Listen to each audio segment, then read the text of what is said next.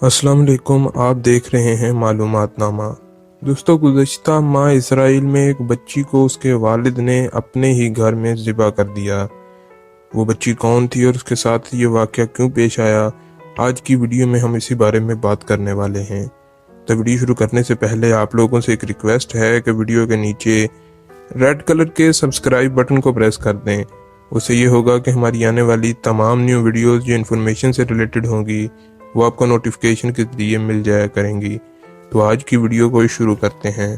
दोस्तों, वाक़या कुछ इस तरह है कि 17 साला हेनरियट मकबूजा फ़लस्तीन के शहर रिमला में एक मसीही घराने से ताल्लुक़ रखती थी।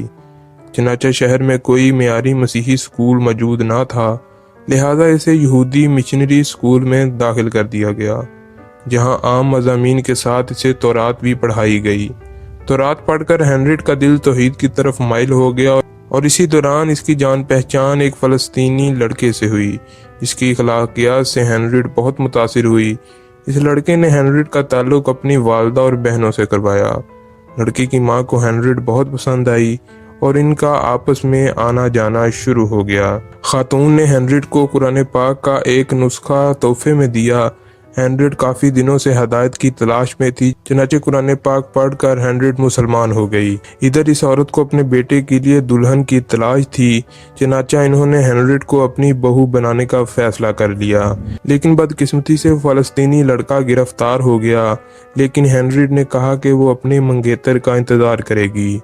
ये नौजवान महज शुबे की बुनियाद पर गिरफ्तार हुआ था, इसलिए ख्याल किया जाता था कि वो 2-1 माह में रिहा हो जाएगा। जी हाँ, गलती से गिरफ्तार होने वाला फ़लस्तीनी भी 2 से 3 माह बाद ही रिहा होता है। इसी दौरान हेनरियट के वालिदैन को अपनी बेटी के मुसलमान होने का पता चल गया। बाप इस जसारत पर सख्त मुश्तिल हुआ। घर वालों ने हेनरियट को बहलाया और फिसलाया।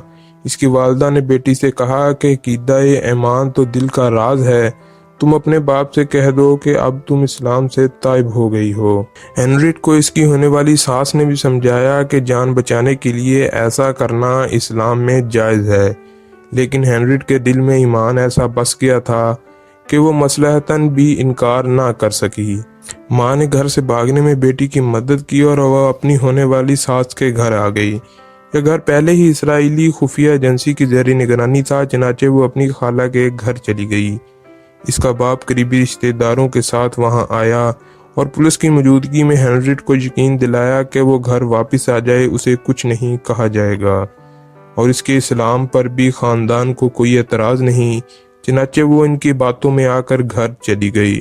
दूसरे दिन इसका बाप समी करार छुरा लेकर आया और हेनरियट को आखिरी दफ़ा मौका दिया कि वो इस्लाम से ताइब हो जाए, लेकिन हेनरियट ने जवाब में अपने वालिद को इस्लाम की ही दावत दे डाली।